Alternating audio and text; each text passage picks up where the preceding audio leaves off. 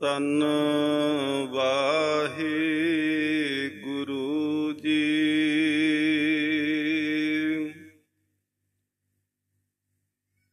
ਤੁਮਰੇ ਗੁਣ ਕਿਆ ਕਹਾਂ ਮੇਰੇ ਸਤਿਗੁਰਾ। ਜਬ ਗੁਰ ਬੋਲੇ ਹੈ ਤਬ ਬਿਸਮ ਹੋਏ ਜਾਏ। हम जैसे अपराधी अवर कोई राखे। जैसे हम सतगुर राख लिए छड़ाए। तू गुर पिता तू है गुर माता। तू गुर बंदप मेरा सखा सखाए। बेशुमार अथाह अगंत अतुल। ज्यों बुलावो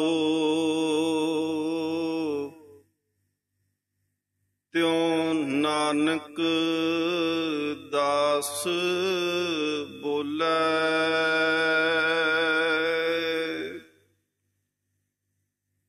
परम सन्मानयोग जुगो जुग अटल तख्त चवर छत्र दे मालिक सतगुरु श्री गुरु ग्रंथ साहिब महाराज पातशाह जी दी पावन पवित्र हजूरी अंदर संध्या दे समय सजे हुए विशेष दीवाना दे विच आप संगत जी हाजरियां भर के जीवन दे अमोलक समय नूं सफला कर रहे हो।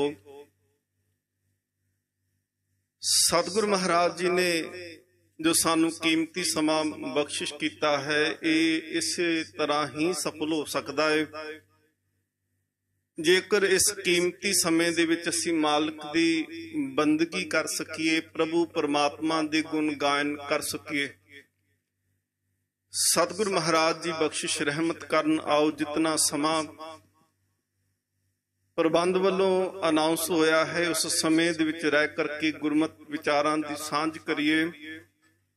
आप जितने भी सतगुरु महाराज जी दे प्यार वाले सतगुरां दी पावन हजूरी विच जुड़ के बैठे हो, आओ सब तो पहला सतगुरु महाराज जी दे चरनां दे विच हाजरी लवाउणा करिए।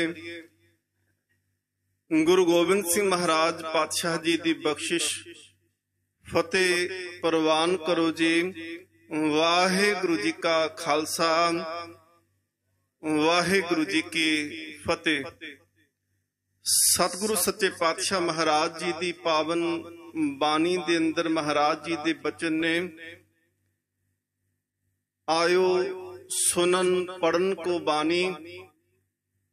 नाम विसार लगे अन लालच बिरथा जन्म प्राणी।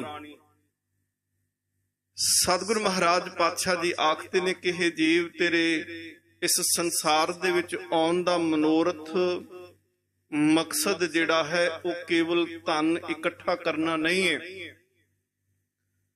तेरी जिंदगी दा मनोरथ कल्ला परिवार ते परिवार दे वास्ते सुख दियां सहूलतां इकट्ठियां करनियां नहीं ने।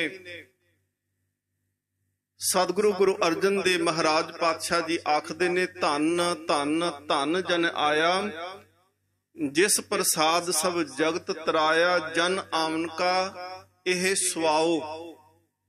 सुआओ दे अर्थ होंदे ने मनोरथ ते सेवक जन दे अर्थ ने सेवक। जन आवन का यह सुआओ जन के संग चित आवे नाओ। कि संसार दे विच सेवक बन के रहना ते सेवक दे जिंदगी दा मनोरथ की है कि परमात्मा दे नाल मन करके सुरत करके बिरती करके परमात्मा दे चरनां विच जुड़ना। सतगुरु गुरु तेग बहादुर महाराज कहंदे ने, गुण गोबिंद गायो नहीं जन्म ਅਕਾਰਥ ਕੀਨ। ਮਹਾਰਾਜ ਕਹਿੰਦੇ ਨੇ ਜੇਕਰ ਤੇਰੇ ਜੀਵਨ ਦੇ ਵਿੱਚ ਸਾਰਾ ਕੁਝ ਹੈ, ਸੁਖ ਦੇ ਸਾਧਨ ਨੇ, ਸੁਖ ਸਮੂਹਾ ਭੋਗ, ਪੂਮ ਸਬਾਈ ਕੋ ਧਨੀ, ਨਾਨਕ ਹੱਬੋ ਰੋਗ, ਮ੍ਰਿਤਕ ਨਾਮ ਵਿਹੂਨਿਆ। ਮਹਾਰਾਜ ਕਹਿੰਦੇ ਜ਼ਿੰਦਗੀ ਵਿੱਚ ਬਹੁਤ ਸਾਰੇ ਸੁਖ ਦੇ ਸਾਧਨ ਤੇਰੇ ਕੋਲ ਹੋਵਨ, ਜ਼ਿੰਦਗੀ ਦੇ ਵਿੱਚ ਤੂੰ ਬਹੁਤ ਵੱਡੀ ਧਰਤੀ ਦੇ ਖਿੱਤੇ ਦਾ ਤੂੰ ਮਾਲਕ ਬਣ ਜਾਏ, ਤੇਰਾ ਨਾਮ ਬਹੁਤਾ ਬਣ ਜਾਏ, ਲੋਕ ਤੈਨੂੰ ਜਾਣਨ ਲੱਗ ਪੈਣ, ਜ਼ਿੰਦਗੀ ਦੇ ਵਿੱਚ ਕੋਈ ਵੀ ਦੁੱਖ, ਚਿੰਤਾ, ਫਿਕਰ, ਝੋਰਾ, ਕਿਸੇ ਪ੍ਰਕਾਰ ਦੀ ਕੋਈ ਇਸ ਤਰ੍ਹਾਂ ਦੀ ਗੱਲ ਖੇਡ ਨਾ ਹੋਵੇ, ਹਰ ਵੇਲੇ ਤੂੰ ਸੁੱਖ ਦੇ ਵਿੱਚ ਜਿਉਂਦਾ ਹੋਵੇਂ। ਪਰ ਜੇਕਰ ਤੇਰੇ ਮਨ ਦੇ ਵਿੱਚ ਪਰਮਾਤਮਾ ਦੇ ਵਾਸਤੇ ਪ੍ਰੀਤ ਨਹੀਂ, ਜੇ ਤੇਰੇ ਜੀਵਨ ਦੇ ਵਿੱਚ ਤੂੰ ਆਪਣੇ ਜੀਵਨ ਦੇ ਵਿੱਚ ਪਰਮਾਤਮਾ ਦੇ ਗੁਣਗਾਨ ਨਹੀਂ ਕੀਤੇ, ਤੇ ਸਤਿਗੁਰੂ ਮਹਾਰਾਜ ਕਹਿੰਦੇ ਨੇ ਇਹ ਤੇਰਾ ਜਿਤਨਾ ਤੂੰ ਜੀਵਨ ਬਤੀਤ ਕੀਤਾ ਹੈ, ਇਹ ਸਾਰੇ ਦਾ ਸਾਰਾ ਵਿਅਰਥ ਹੈ। ਸੱਚੇ ਪਾਤਸ਼ਾਹ ਮਹਾਰਾਜ ਕਹਿੰਦੇ ਇਹ ਜੀਵਨ ਜਿਹੜਾ ਹੈ ਇਹ ਅਮੋਲਕ ਹੈ। ਇਸ ਜ਼ਿੰਦਗੀ ਦਾ ਸਾਨੂੰ ਜ਼ਿੰਦਗੀ ਮਿਲੀ ਹੈ, ਅਸੀਂ ਇਸ ਦੇ ਮੁੱਲ ਨੂੰ ਜਾਣਦੇ ਨਹੀਂ, ਤਾਂ ਇਹਨੂੰ ਵਿਅਰਥ ਗਵਾਉਂਦੇ ਪਏ ਆ। ਅੱਜ ਦਾ ਦਿਨ ਮੰਨ ਲਓ ਤੁਸੀਂ ਬਤੀਤ ਕੀਤਾ ਹੈ, ਅੱਜ ਦੇ ਦਿਨ ਦੇ ਵਿੱਚ ਤੁਸੀਂ ਜਿੰਨੀ ਜ਼ਿੰਦਗੀ 'ਚ ਪੈਸਾ ਕਮਾਉਣਾ ਚਾਹੁੰਦੇ ਸੀ, ਅੱਜ ਉਹ ਸਾਰਾ ਹੀ ਇੱਕੇ ਦਿਨ ਦੇ ਵਿੱਚ ਇਕੱਠਾ ਕਰ ਲਿਆ ਹੋਵੇ। ਪਰ ਜੇਕਰ ਤੁਸੀਂ ਆਪਣੀ ਜ਼ਿੰਦਗੀ ਦੇ ਅਖੀਰਲੇ ਸਮੇਂ, ਅਖੀਰਲਾ ਸਵਾਸ ਹੋਵੇ, ਤੇ ਸਾਰੀ ਜ਼ਿੰਦਗੀ ਦੀ ਕਮਾਈ ਕਿਸੇ ਡਾਕਟਰ ਦੇ ਅੱਗੇ ਰੱਖ ਕੇ ਕਹੋ ਕਿ ਇੱਕ ਦਿਨ ਸਾਨੂੰ ਹੋਰ ਮਿਲ ਜਾਏ, ਪਰ ਉਹ ਦਿਨ ਜਿਹੜਾ ਹੈ ਬਿਨਾਂ ਇਹ ਸਾਰੀ ਜ਼ਿੰਦਗੀ ਦੇ ਜੋ ਅਸੀਂ ਕੀਤੀ ਹੋਈ ਕਮਾਈ ਇਹਨੂੰ ਇਕੱਠਿਆਂ ਕਰਕੇ ਵੀ ਦੇ ਦਈਏ ਤੇ ਉਹਦੇ ਬਦਲੇ ਵੀ ਸਾਨੂੰ ਸਮਾਂ ਪ੍ਰਾਪਤ ਨਹੀਂ ਹੋ ਸਕਦਾ। ਤੁਸੀਂ ਦੇਖੋ, ਇੱਕ ਪਾਸੇ ਦੁਨੀਆ ਦਾ ਸਾਰਾ ਧਨ ਹੋਵੇ ਤੇ ਦੂਸਰੇ ਪਾਸੇ ਤੁਹਾਡਾ ਇੱਕ ਸਵਾਸ ਹੋਵੇ, ਤਾਂ ਵੀ ਤੁਸੀਂ ਉਹਦੀ ਤੁਲਨਾ ਨਹੀਂ ਕਰ ਸਕਦੇ। ਸਤਿਗੁਰੂ ਮਹਾਰਾਜ ਜੀ ਦੀ ਬਾਣੀ ਆਖਦੀ ਹੈ ਕਿ ਦੁਰਲਭ ਜਨਮ ਪੁੰਨ ਫਲ ਪਾਇਓ, ਬਿਰਥਾ ਜਾਤ ਅਬ ਵੇਕੈ। ਇਹ ਜੀਵਨ ਸਤਿਗੁਰੂ ਮਹਾਰਾਜ ਕਹਿੰਦੇ ਨੇ ਕੋਈ ਪਰਮਾਤਮਾ ਦੀ ਕਿਰਪਾ ਹੋਈ ਤੇ ਤਾਂ ਤੈਨੂੰ ਮਨੁੱਖਾ ਸਰੀਰ ਮਿਲਿਆ। ਜਿਸ ਦਿਨ ਸਾਡੇ ਇਸ ਸਰੀਰ ਦੀ ਮਨੁੱਖਾ ਹਿਊਮਨ ਬੋਡੀ ਦੀ ਢਾਂਚਾ ਬਣਨ ਵਾਸਤੇ ਜਦੋਂ ਦੌੜ ਲੱਗੀ ਸੀ, ਤੇ ਬਹੁਤ ਸਾਰੇ ਉਹ ਕੰਨ ਸੀ ਜਿਨ੍ਹਾਂ ਦੇ ਵਿੱਚੋਂ ਸਾਡੀ ਚੋਣ ਕਰਕੇ ਪਰਮਾਤਮਾ ਨੇ ਸਾਨੂੰ ਸਰੀਰ ਦੇ ਦਿੱਤਾ। ਹਕੀਕਤ ਹੈ ਸਤਿਗੁਰੂ ਮਹਾਰਾਜ ਪਾਤਸ਼ਾਹ ਜੀ ਆਖਦੇ ਨੇ ਰੰਚਕ ਰੇਤ ਖੇਤ ਤਨ ਨਿਰਮਤ, ਦੁਰਲਭ ਦੇ ਸਵਾਰ ਤਰੀ। ਅਸੀਂ ਸਾਡੀ ਹੋਂਦ ਇੱਕ ਕੰਨ, ਰੇਤ ਦੇ ਕੰਨ ਜਿਤਨੀ ਸੀ, ਪਰ ਪਰਮਾਤਮਾ ਨੇ ਬਹੁਤ ਸਾਰੇ ਉਹਨਾਂ ਕੰਨਾਂ ਦੇ ਵਿੱਚੋਂ ਸਾਡੀ ਚੋਣ ਕਰਕੇ ਸਾਨੂੰ ਸਰੀਰ ਦਿੱਤਾ। ਮਹਾਰਾਜ ਜੀ ਦੀ ਬਾਣੀ ਕਹਿੰਦੀ ਕੇਤੇ ਗਰਭ ਗਲੇ, ਬਹੁਤ ਸਾਰੇ ਐਸੇ ਸੀ ਜਿਹੜੇ ਸਾਡੇ ਨਾਲ ਇਸ ਦੌੜ ਦੇ ਵਿੱਚ ਸ਼ਾਮਲ ਸੀ, ਪਰ ਗਰਭ ਦੇ ਵਿੱਚ ਹੀ ਉਹਨਾਂ ਨੂੰ ਖਤਮ ਹੋਣਾ ਪਿਆ। ਦੁਰਲਭ ਜਨਮ ਪੁੰਨ ਫਲ ਪਾਇਓ, ਬਿਰਥਾ ਜਾਤ ਅਬ ਵੇਕੇ। ਬਿਨਾਂ ਗਿਆਨ ਤੋਂ, ਬਿਨਾਂ ਸਮਝ ਤੋਂ ਸਤਿਗੁਰੂ ਮਹਾਰਾਜ ਜੀ ਆਖਦੇ ਨੇ ਕਿ ਤੇਰਾ ਇਹ ਮਨੁੱਖਾ ਜਨਮ ਜਿਹੜਾ ਹੈ ਇਹ ਵਿਅਰਥ ਤੁਰਿਆ ਜਾ ਰਿਹਾ ਹੈ। ਤੇਰੀ ਜ਼ਿੰਦਗੀ ਦੇ ਵਿੱਚ ਨਾ ਤੇ ਦਿਸ਼ਾ ਠੀਕ ਹੈ ਤੇ ਨਾ ਦਸ਼ਾ ਠੀਕ ਹੈ। ਤੂੰ ਜਿਸ ਪਾਸੇ ਨੂੰ ਤੁਰਦਾ ਪਿਆ ਹੈ ਉਹ ਦਿਸ਼ਾ ਹੀ ਠੀਕ ਨਹੀਂ, ਤੇ ਜਦੋਂ ਦਿਸ਼ਾ ਗਲਤ ਹੋ ਜਾਏ ਤੇ ਦਸ਼ਾ ਆਪਣੇ ਆਪ ਹੀ ਖਰਾਬ ਹੋ ਜਾਂਦੀ। ਸਾਡੀ ਜ਼ਿੰਦਗੀ ਦਾ ਰਹਿਣ ਸਹਿਣ ਆਪਣੇ ਆਪ ਹੀ ਖਰਾਬ ਹੋ ਜਾਂਦਾ ਹੈ। ਸਤਿਗੁਰੂ ਮਹਾਰਾਜ ਕਹਿੰਦੇ ਨੇ ਕਿ ਇਹ ਤੈਨੂੰ ਜੀਵਨ ਜਿਹੜਾ ਹੈ ਇਹ ਮਨੁੱਖਾ ਮਿਲਿਆ, ਤੇ ਇਹ ਜੀਵਨ ਇਸ ਕਰਕੇ ਮਿਲਿਆ ਕਿ ਤੂੰ ਇਸ ਜੀਵਨ ਦੇ ਵਿੱਚ ਆਪਣੀ ਮੰਜ਼ਿਲ ਤੇ ਪਹੁੰਚ ਸਕੇ, ਤੈਨੂੰ ਪਰਮਾਤਮਾ ਦਾ ਦਰ ਨਸੀਬ ਹੋ ਸਕੇ, ਤੂੰ ਪਰਮਾਤਮਾ ਦੇ ਵਿੱਚ ਲੀਨ ਹੋ ਸਕੇ। ਨਹੀਂ ਤੇ ਸਤਿਗੁਰੂ ਮਹਾਰਾਜ ਕਹਿੰਦੇ ਨੇ ਦੇਖੋ ਬਹੁਤ ਸਾਰੇ ਜੀਵ ਆਏ, ਆਪਣੇ ਜੀਵਨ ਨੂੰ ਵਿਅਰਥ ਕੀਤਾ, ਸਵਾਸ ਵਿਅਰਥ ਗਵਾਏ ਤੇ ਇੱਥੋਂ ਸੰਸਾਰ ਤੋਂ ਚਲੇ ਗਏ। ਮਹਾਰਾਜ ਕਹਿੰਦੇ ਨੇ ਆਇਓ ਸੁਨਨ ਪੜਨ ਕੋ ਬਾਣੀ, ਨਾਮ ਵਿਸਾਰ ਲੱਗੇ ਅਨਲਾਲਚ। ਦਾ ਮਤਲਬ ਮਹਾਰਾਜ ਕਹਿੰਦੇ ਜਿਹੜਾ ਕਾਰਜ ਕਰਨ ਵਾਸਤੇ ਆਇਆ ਸੀ ਉਹ ਤੂੰ ਨਹੀਂ ਕੀਤਾ, ਤੇ ਨਾਮ ਵਿਸਾਰ ਲੱਗੇ ਅਨ ਲਾਲਚ, ਬਿਰਥਾ ਜਨਮ ਪ੍ਰਾਣੀ। ਮਹਾਰਾਜ ਕਹਿੰਦੇ ਨੇ ਹੇ ਪ੍ਰਾਣੀ, ਤੇਰਾ ਜਨਮ ਜਿਹੜਾ ਹੈ ਉਹ ਵਿਅਰਥ ਜਾਂਦਾ ਪਿਆ ਹੈ, ਅਜਾਈ ਜਾਂਦਾ ਪਿਆ ਹੈ। ਔਰ ਜਿਤਨੇ ਸਵਾਸ ਅਸੀਂ ਲੈਂਦੇ ਪਏ ਆ ਇਹ ਪ੍ਰੋਸੈਸ ਹੈ ਨਾ, ਪਰਮਾਤਮਾ ਨੇ ਕੁਦਰਤ ਸਾਜੀਏ ਕਿ ਅਸੀਂ ਤੇ ਸੁੱਤੇ ਪਏ ਆ ਤਾਂ ਵੀ ਸਾਡੇ ਸਵਾਸ ਜਿਹੜੇ ਨੇ ਉਹ ਚੱਲੀ ਜਾ ਰਹੇ ਨੇ, ਨਿਕਲਦੇ ਪਏ ਨੇ, ਘਟਦੇ ਪਏ ਨੇ। ਸਤਿਗੁਰੂ ਮਹਾਰਾਜ ਪਾਤਸ਼ਾਹ ਜੀ ਦੇ ਪਾਵਨ ਬਚਨ ਨੇ ਬਾਣੀ ਦੇ ਅੰਦਰ। ਮਹਾਰਾਜ ਸੱਚੇ ਪਾਤਸ਼ਾਹ ਆਖਦੇ ਨੇ, ਸਤਿਗੁਰ ਨੂੰ ਸਭ ਕੋ ਦੇਖਦਾ, ਜੇਤਾ ਜਗਤ ਸੰਸਾਰ। ਮਹਾਰਾਜ ਕਹਿੰਦੇ ਨੇ ਕਿ ਗੁਰੂ ਨੂੰ ਸਾਰੇ ਹੀ ਦੇਖਣ ਵਾਸਤੇ ਆਉਂਦੇ ਨੇ, ਪਰ ਸੱਚੇ ਪਾਤਸ਼ਾਹ ਮਹਾਰਾਜ ਕਹਿੰਦੇ ਨੇ, ਡਿੱਠੇ ਮੁਕਤ ਨਾ ਹੋਵੇ, ਜਿਚਰ ਸ਼ਬਦ ਨਾ ਕਰੇ ਵਿਚਾਰ। ਮਹਾਰਾਜ ਕਹਿੰਦੇ ਡਿੱਠਿਆਂ ਕੇਵਲ ਦੇਖਿਆ ਮੁਕਤੀ ਨਹੀਂ। ਜਿੰਨੀ ਦੇਰ ਤੱਕ ਮਹਾਰਾਜ ਜਿਹੜਾ ਉਪਦੇਸ਼ ਦਿੰਦੇ ਪਏ ਨੇ, ਜਾਂ ਮਹਾਰਾਜ ਜੋ ਸਾਡੀ ਘਾੜਤ ਕੱਢਦੇ ਪਏ ਨਾ, ਜਿੰਨੀ ਦੇਰ ਤੱਕ ਅਸੀਂ ਉਹਦੇ ਉੱਤੇ ਚੱਲਦੇ ਨਹੀਂ, ਉਨੀ ਦੇਰ ਤੱਕ ਜੀਵਨ ਸਫਲਾ ਨਹੀਂ ਆ।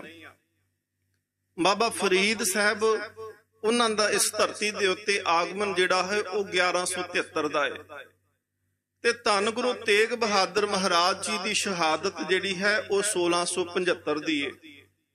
ਤਕਰੀਬਨ 500 ਤੇ 2 ਸਾਲ ਦਾ ਸਮਾਂ ਬਣਦਾ ਹੈ ਬਾਬਾ ਫਰੀਦ ਸਾਹਿਬ ਜੀ ਦੇ ਜਨਮ ਤੋਂ ਲੈ ਕਰਕੇ ਤੇ ਗੁਰੂ ਤੇਗ ਬਹਾਦਰ ਸਾਹਿਬ ਜੀ ਦੀ ਸ਼ਹਾਦਤ ਤੱਕ। ਇਹ ਮੈਂ ਇਸ ਕਰਕੇ ਕਿਹਾ ਕਿ ਬਾਬਾ ਫਰੀਦ ਸਾਹਿਬ ਸਭ ਤੋਂ ਪੁਰਾਤਨ, ਜਿਨ੍ਹਾਂ ਦੇ ਮੁਖ ਦੇ ਉੱਤੋਂ ਮਹਾਰਾਜ ਜੀ ਦੀ ਬਾਣੀ ਉਚਾਰਨ ਹੋਈ, ਧੁਰਕੀ ਬਾਣੀ ਜਿਨ੍ਹਾਂ ਦੇ ਰਾਹੀਂ ਪ੍ਰਗਟ ਹੋਈ ਹੈ, ਉਹ ਬਾਬਾ ਫਰੀਦ ਸਾਹਿਬ ਸਾਰਿਆਂ ਤੋਂ ਪਹਿਲੇ ਜਿਨ੍ਹਾਂ ਦੀ ਬਾਣੀ ਸ਼ਾਮਲ ਹੈ।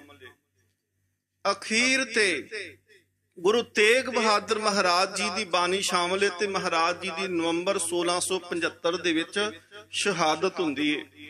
ਇਹ 500 ਸਾਲ ਦਾ ਸਮਾਂ ਜਿਹੜਾ ਹੈ ਨਾ, ਇਹਦੇ ਵਿੱਚ ਬਾਣੀ ਧੁਰਦੋ ਉੱਤੋਂ ਸਰੀਰਾਂ ਦੇ ਰਾਹੀਂ ਪ੍ਰਗਟ ਹੋਈ। ਸਤਿਗੁਰ ਮਹਾਰਾਜ ਤੇ ਭਗਤ ਸਹਿਬਾਨਾਂ ਨੇ ਇਹਨੂੰ ਕਲਮਬੰਦ ਕੀਤਾ, ਔਰ ਕਲਮਬੰਦ ਕਰਕੇ ਇਹ ਨਹੀਂ ਕਿਹਾ ਕਿ ਕੇਵਲ ਇਹਨੂੰ ਮੱਥਾ ਟੇਕਣਾ ਹੈ, ਕੇਵਲ ਇਹਦੇ ਦਰਸ਼ਨ ਹੀ ਕਰੀ ਜਾਣੇ ਨੇ। ਸਤਿਗੁਰ ਮਹਾਰਾਜ ਕਹਿੰਦੇ ਨੇ, ਇਹਦੀ ਵਿਚਾਰ ਕਰਿਓ, ਇਹਨੂੰ ਵਿਚਾਰ ਕਰਕੇ ਇਹਦੇ ਅਨੁਸਾਰ ਜੀਵਨ ਜਿਉਣਾ ਸਿੱਖਿਓ।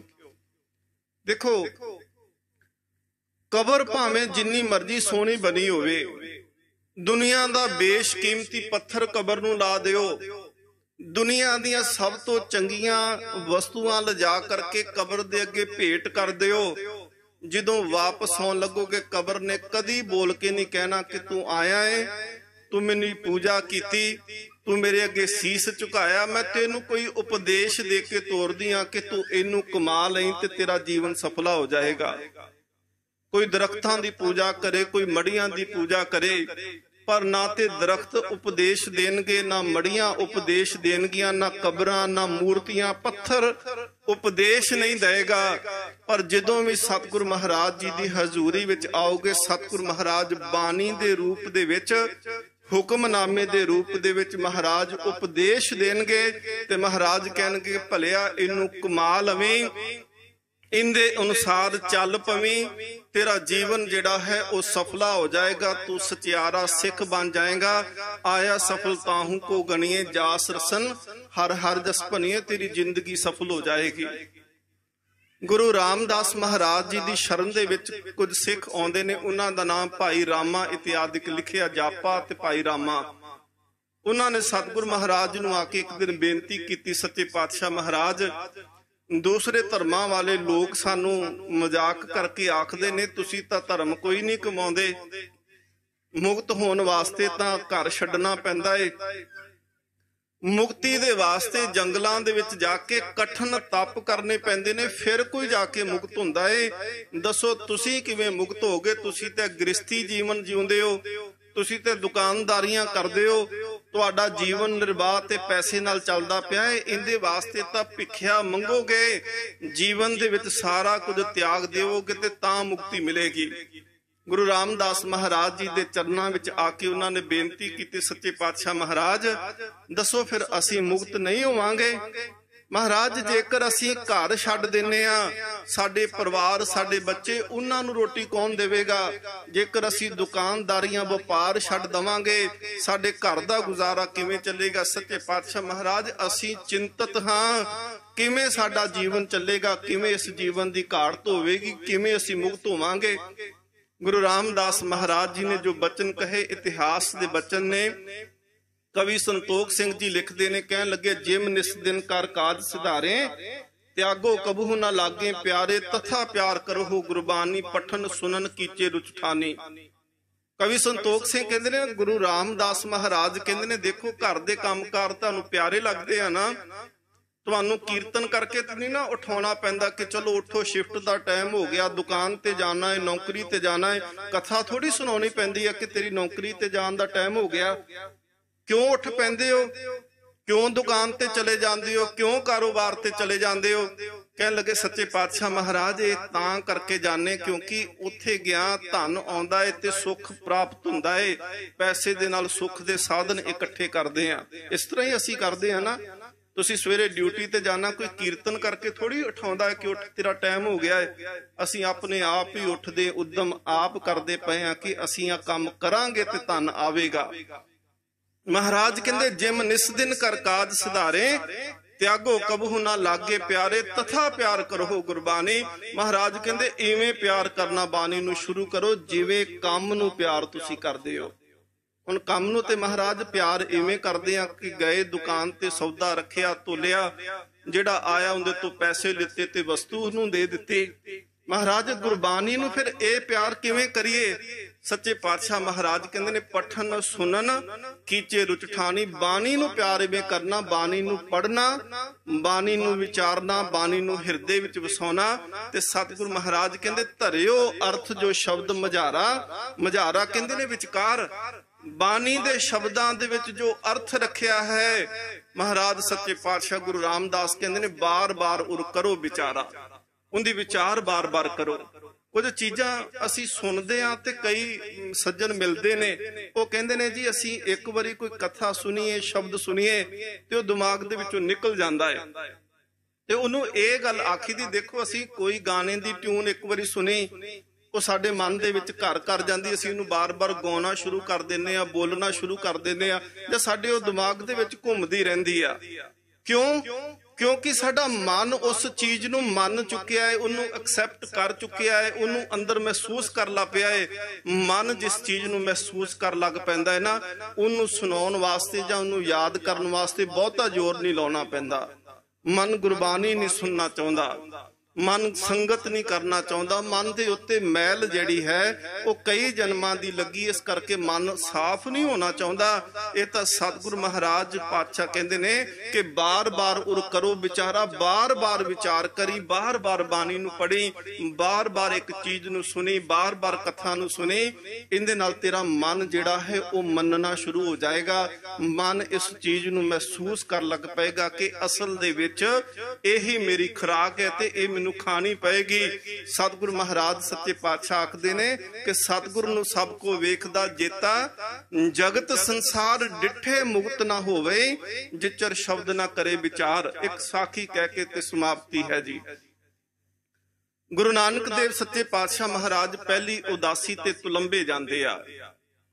ਤੁਲੰਬੇ ਨਗਰ ਦੇ ਵਿੱਚ ਇੱਕ ਸੱਜਣ ਹੈ ਤੇ ਨਾਮ ਵੀ ਉਹਦਾ ਸੱਜਣ ਹੀ ਸੀ। ਲੋਕ ਉਹਨੂੰ ਠੱਗ ਵੀ ਆਖਦੇ ਸੀ। ਉਹਨੇ ਚਿੱਟਾ ਚੋਲਾ ਪਾ ਕੇ ਰੱਖਣਾ ਤੇ ਨਾਲ ਉਹਦਾ ਚਾਚਾ।